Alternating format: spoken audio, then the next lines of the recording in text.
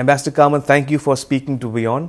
If I might begin by asking you, could you give us an overview, as it were, of the contemporary Israel-India relations? Sure, I'd like to start by welcoming you here at the embassy for what could be a very interesting conversation. I'll be very glad to share with you some thoughts about this wonderful journey, which is the Indian-Israeli, Indo-Israel relationship between two countries so different in size, in population, in history, in geopolitical surroundings, but yet two countries which share values, two democracies, two vibrant and strong democracies in a world, especially in our region, where you cannot find too many of those. Two countries which share values, challenges, interests, and solutions. Those two countries who have seen ups and downs in their relations during the more than 25 years of diplomatic relations for various reasons that I'm not sure we would like to go into those right now.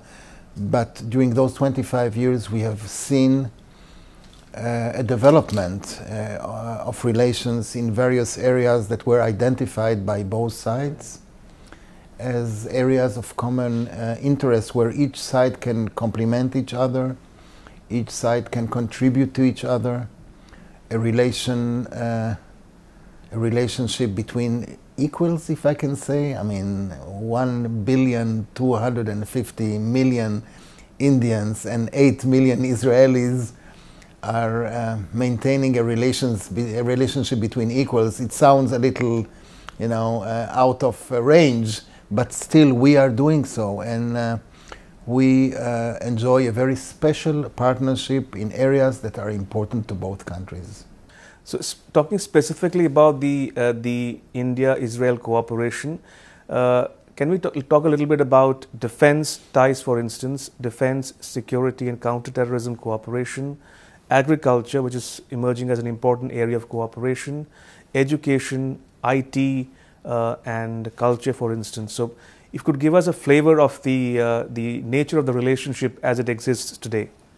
Well, by your own question, you have touched upon a very special parameter, which is the parameter of cooperation. We do not come to this relationship, we never have, as, and I mentioned before, a relationship of equals. We do not come with all the knowledge and all the experience. We have mastered some within our own country. When we gained our independence in '48 from the British, we had to start our own nation from scratch, and we had to challenge some major challenges in the nation building, to set up a new education system, health, roads, infrastructure, agriculture, food security, all those code words that mean so much, all those code words that are way beyond code words because they are the daily lives. And we did all this under a threat, under geopolitical threat, under a very complicated neighborhood. We had to fight our independence, so to speak, practically. We had to fight for our independence.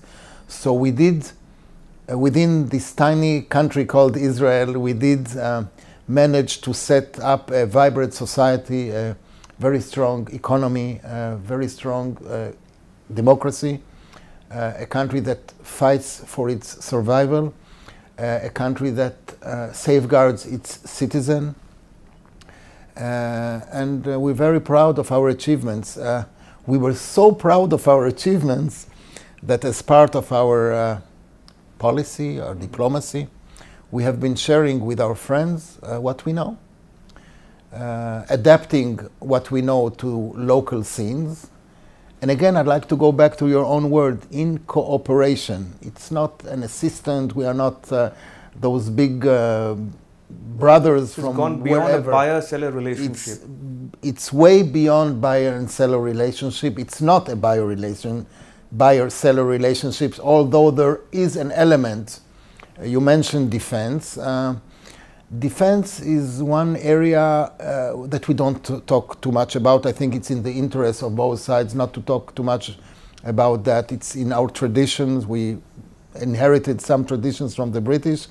Those are the positive, the positive side of what we have inherited. And I think that in defense we should not elaborate too much. But I do want to mention that as a whole, both countries, India and Israel, are benefiting respectively.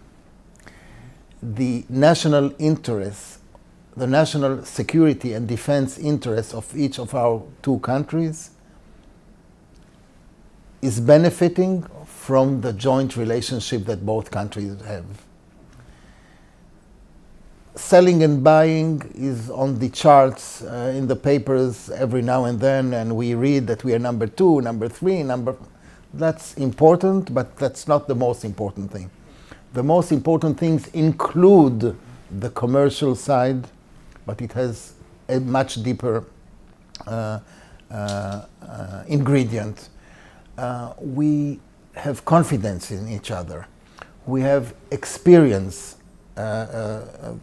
We have experienced some time across the history in which, and people, Indians are telling us that they remember those times where Israel was there when needed. We enjoy R&D that is related to defense. We are now even joining, and we are there in the Make in India program. And there are, as we now speak, programs and projects and ventures between Indian companies, Israeli defense companies, and actually are already in the making of Make in India. So this very rich relationship, which is a defense relationship, is not only about a specific project here and there. It's about the nature, the depth, the confidence, and the fact that we are benefiting from each other, and we are benefiting respectively and reciprocally. And this is the main major thing that I would like to share with you on this particular area. You mentioned agriculture. We're very proud of what we're doing together in agriculture. We have a wonderful project which is Israel's biggest agriculture project abroad, outside of Israel. We have identified areas, mainly horticulture, but it's beyond horticulture, in which, again, we bring the Israeli experience, we bring the Israeli know-how, the Israeli productivity. More crop per drop is an Indian proverb, is an Indian code, but we have actually done it also in Israel with the irrigation system, which is something that was invented many years ago in Israel, now used throughout the world, and in India used very much across India by Israeli technology companies that have their systems all across the country. Some, in a particular case, an Indian company has bought an Israeli company, which also shows you the various angles of this relationship. And as a government, together with the government of India and together with the governments of a few states, we have established centers of excellence. I'm very proud to tell you that as we now speak, there are 15 fully operational centers of excellence across India. And there are around 25 more centers that are being either planned or built.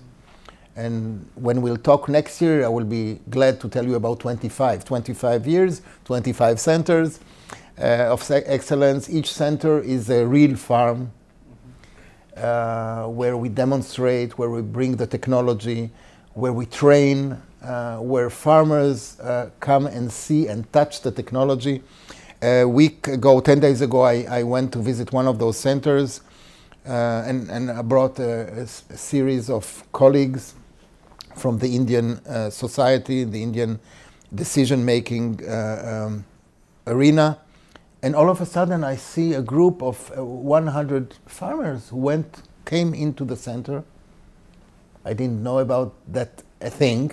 And it seems that the center itself for the same day has planned a seminar, a whole day seminar it was in Haryana, a seminar for farmers from UP who came to see the center, who came to see the technology, who came to see what does it mean to have covered agriculture, what does it mean to have soilless growing of plants, and to see the products, to see the tomatoes, the cucumbers, the melons. I mean, it's unbelievable to see how in such an area we can put down, together with our Indian counterparts, a farm that benefits around 10,000 farmers each center.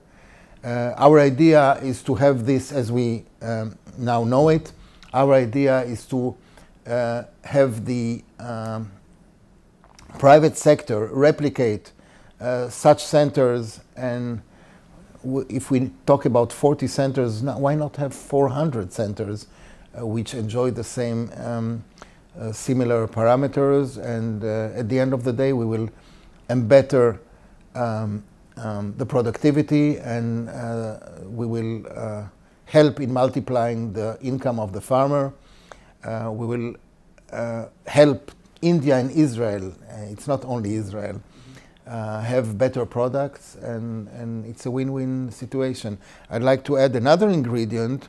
Those centers can also be, and there is interest from abroad also, models for other countries.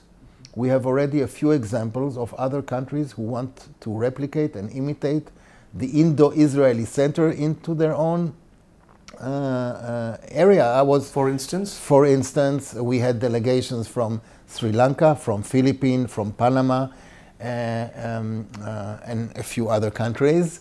And one minister of agriculture from Rwanda who visited a center in Haryana a few years ago, she came, she saw the center, and she said, I want this in my country, in Rwanda.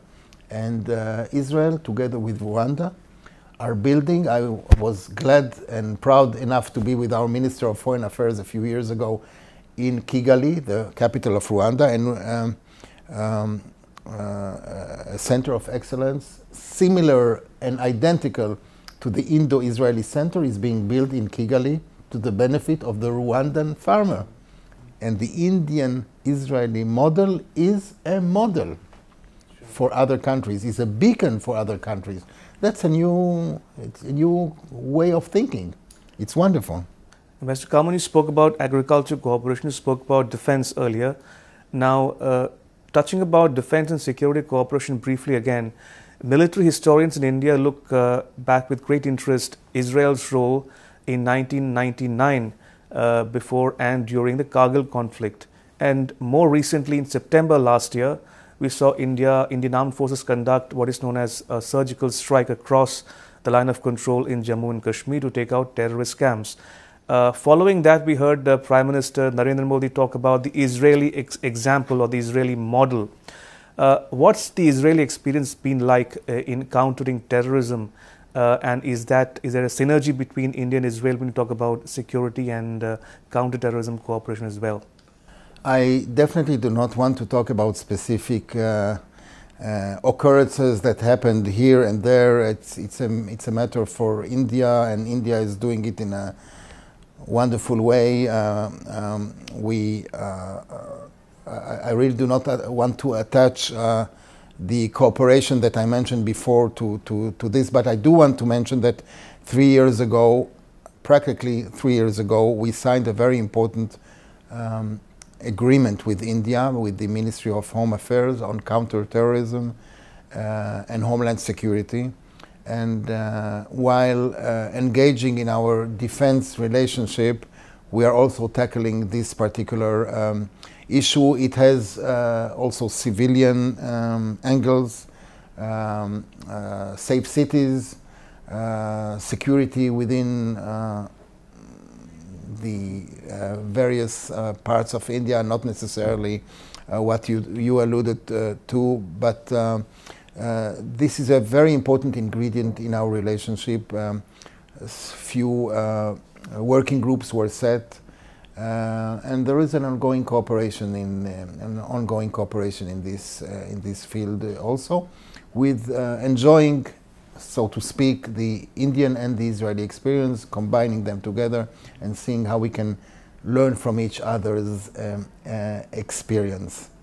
And Ambassador, 2017 marks the 25th anniversary of the establishment of diplomatic relations between Israel and India.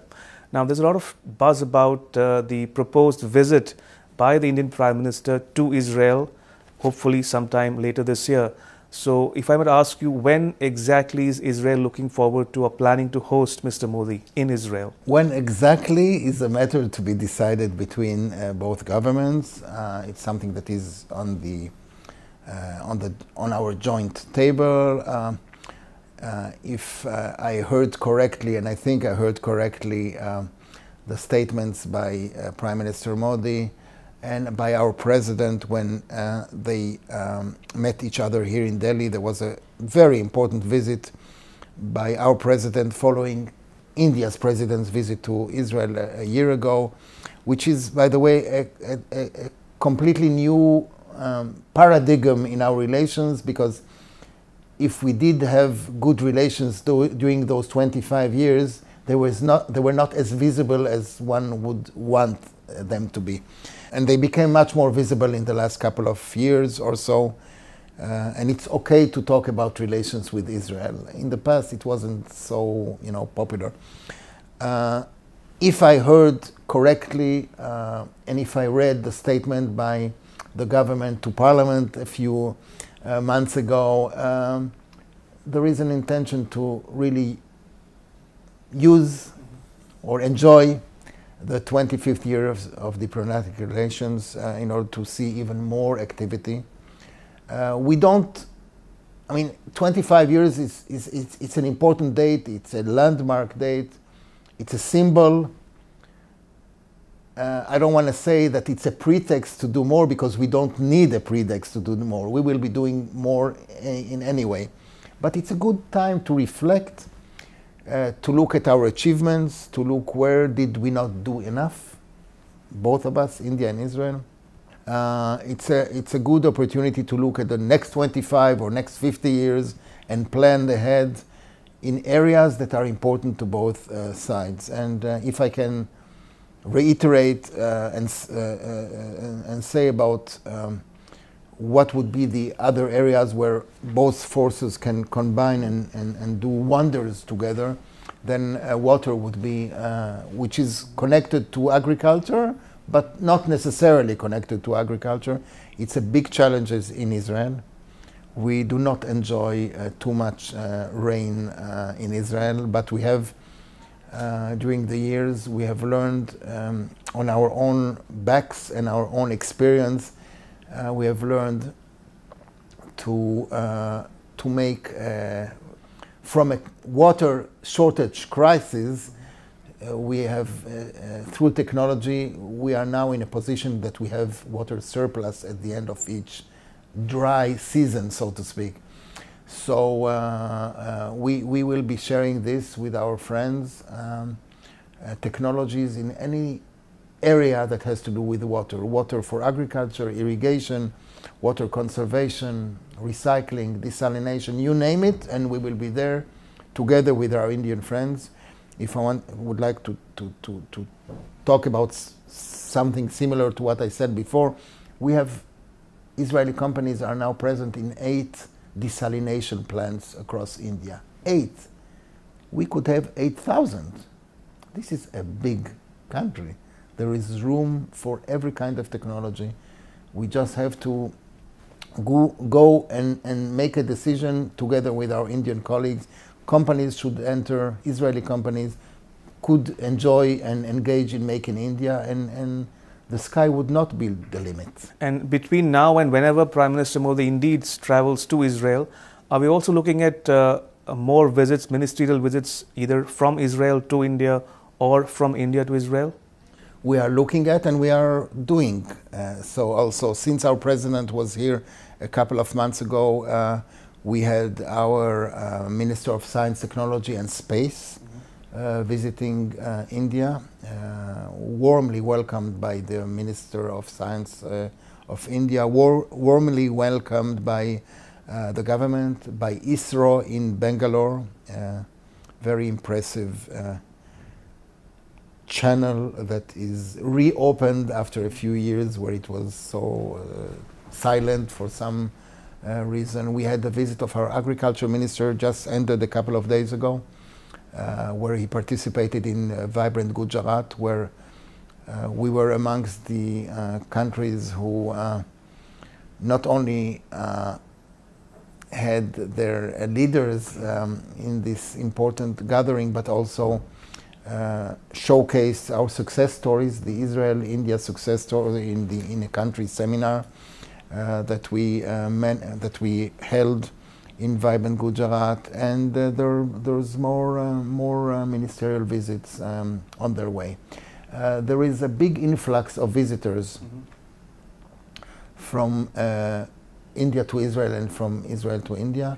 There are political visits, there are people-to-people visits, but there are business-oriented visits. Last night I hosted in my residence a group of medical companies and their potential partners in India, managers of institutions, of hospitals, of service givers in the field of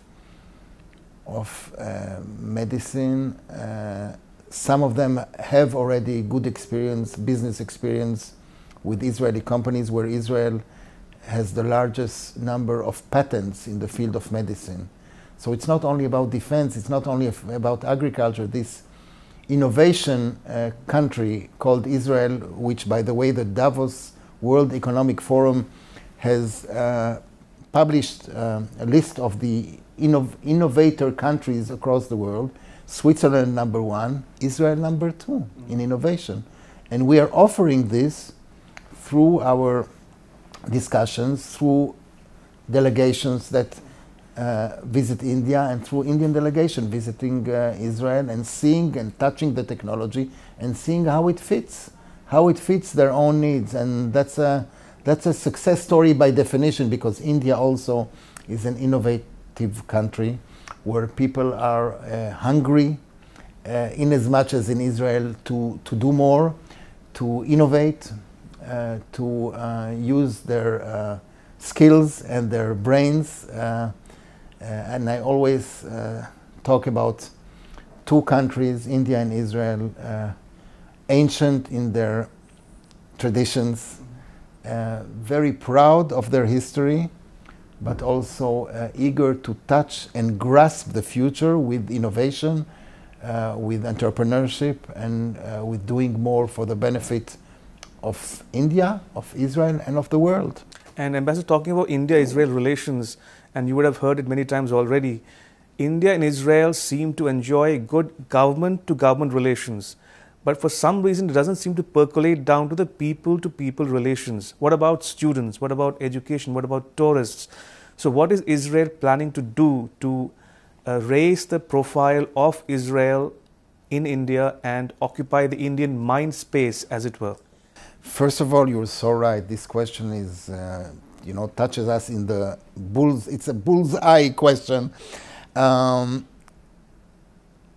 Education is a major ingredient in our relations. And I was so proud when our president, when he visited here a few weeks ago, he brought with him an unprecedented delegation of 12 universities, represented, most of them by presidents, what you call vice chancellors.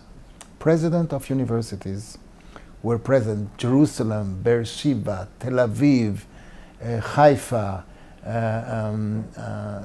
Technion, the best universities in Israel, some of which are world-renowned universities. They were here with the president, and they sent a very strong message by coming here.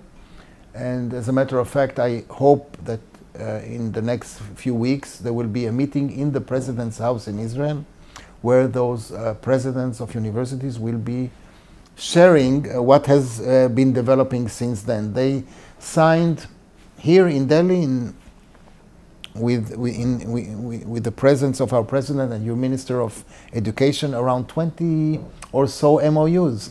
There is an activity going on between universities. We hope to have more students from India not only visiting Israel but studying in Israel.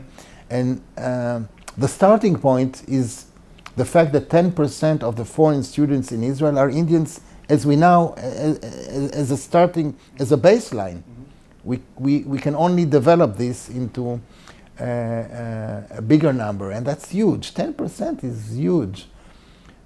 Tourism, we're trying. We've opened an office, an official office of our tourism ministry here in India, located in Mumbai, and they're doing a good job. But still, there's a long way to go in our commercial interchange, in our people-to-people interchange, in our students. We will always want to do better. And if you ask me, are you satisfied? I will tell you, no, I'm not satisfied. We have to do more in all those fields because before I said the sky is not the limit, the sky is the limit to which we would like to get in all those areas. One area that lacks, and again, it would be for us to embetter this, is the number of flights between India and Israel. The number of direct flights is minimal. There is only one destination, which is Mumbai. What about North India? What about Bangalore? What about Calcutta? What about Delhi? We should be doing more, and that's something that we took upon ourselves, and I hope we will change it in a while. And maybe the Prime Minister's visit would be a good, pulling point to a development in this field also. So just to ask you again, when is he visiting? But I'm not announcing the visit. That's a point. It is on our joint table, and it will be announced when it will be decided. Fair enough. I want to quickly draw your attention to some regional and global issues. Now, we saw the raising of the Palestinian flag at the United Nations in New York. We saw the United States under the Obama presidency not exercise its veto on a UN Security Council resolution on settlements. We saw Paris host a conference on the Middle East peace process, as it were. So does all of this indicate an increasing isolation of Israel on the world map, on the global stage? How do you read it? Isolation is a very dramatic way of putting things. It sounds good, but it's not a reflection of a situation. I would like, on the one hand, to tell you that Israel enjoys very good relations, very good bilateral relations with so many countries. And if you would look at the list of presidents, prime ministers, of how Israel maintains and develops relations on a bilateral basis with so many countries, you'll be even surprised, I think. There is a phenomenon that we have been suffering from for some time now, which is, I would call it the internationalization of the conflict. Meaning, as a very bad message and a very unuseful message, our partners to the peace process, namely the Palestinians, who know us very well in the same way that we know them very well. We live so close by. Jerusalem and Ramallah are 2 hills away. I mean, from my house in Jerusalem, I can see Ramallah. We're so close. Our economies are so intertwined and can be even more intertwined. Relations on the municipal, on the commercial. I mean, 2 days ago we signed a water development agreement with the Palestinians. But of course we are still far away from reaching the political peace that we all need. And we all need it. Internationalize the conflict is sending the wrong message. Instead of the 2 sides sitting across a joint table, a bilateral table, because peace is about making peace between 2 sides, not about making peace with 194 sides, which suffer from the dynamic at the United Nations. There is a bad dynamic in the United Nations, looking for a common denominator, playing the game of the groups, where the Arab group enjoys a leverage over other groups, and then who knows what kind of resolution will come up. So the raising of the flag at the United Nations comes out of a resolution which enjoys or suffers, you choose from an automatic majority. 20 resolutions every year which condemn Israel mean nothing really, and they delegitimize, I would say, a body which is the best international body that we have, which is the United Nations, but it's not helping out. And what would you say about a Paris conference? I mean, I love Paris. I lived there for a while. It's a wonderful place. But what is the use of bringing 70 or more countries to talk about peace in the Middle East when the two concerned parties are not there? What is the message? Why haven't... So what's Israel's principal reservation or opposition to the hosting of the Paris conference? What is Israel's reservations? Israel's reservations means or says that in a process which should be bilateral, the message to both sides, and we agree with this message, is sit together without preconditions. Start talking again. Don't give the Palestinians the pretext not to come back to the negotiating table just because they know that from time to time there will be a peace conference here and there. From time to time there will be a UN Security Council resolution which will set the stage for something, which will say something, but at the end of the day will put the Palestinians even farther away, because they know that they have this pretext that helps them not to come back to the negotiating table. And the main message is to the international community: if you want to press someone, press the Palestinians to stop incitement, press the Palestinians to tell Hamas to abide by the international community conditions, bring the Palestinians to a bilateral table, and we will sit anywhere, everywhere, at any time to start talking about what's left in this very long and sensitive and important task, which is to go for the two-state solution, two states living in peace and security side by side. And in conclusion, Ambassador Carmon, come January 20, we'll have Donald Trump as the US president. Now, there is talk about the US embassy planning or proposing to relocate itself from Tel Aviv to Jerusalem. Now, this speculation has not been well received by Palestinians first and foremost. They say it could be a deal breaker, could hurt the peace process. So what's your take on it? I mean, what's the status of the peace process as it were today? Because the last round of talks happened in April 2014. Since then, we have had no forward movement. So where do things stand at the moment?